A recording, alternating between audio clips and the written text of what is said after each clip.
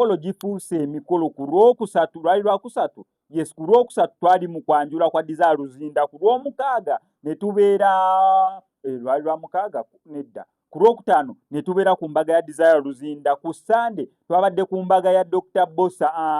ng'Olwokutaano olujja tugenda ku mbaga ya Baby Gloria gye buvuddeko awo twabadde mu birthday ya Millionaire's Girlfriend bifaawo mpaga ki yaliwaawo bifaawo ebyo byonna twali mu propose ya Chosen Becky before propose ya Chosen Becky twali ku propose ya Edwin Pone Millionaire's Girlfriend kwegamba emikolo gibadde bwegiti mikolo ku mikolo kyokka ate nga n'emirala gijja Dr. Bosso wadda Ebons kwe kwanjulako okukoli mu kubeera ng'olaba yes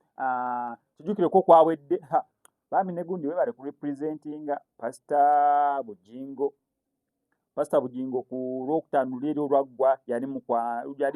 ku concert yani ya Pastor Wilson Bugembe kyokka ate ya participatinga nga yayambaza ono kwegamba teyagendayo nga mugenyi wabula ya participatinga ne mukolo okulaba nga gugenda successfully ku Friday ku Lwokusatu n'abeera mu kwanjula kwa Desire Luzinda ku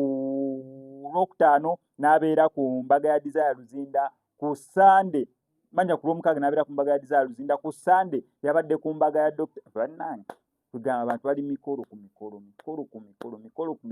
wano ku SMX Media fe buli kimu tujja kikutuusaako kati twetegekera gwani twetegekera gwa Baby Gloria nanti 22 zituusa August guno 22 waliyo ki n'abatuli bulala family bana ku Theatre La Bonita nabo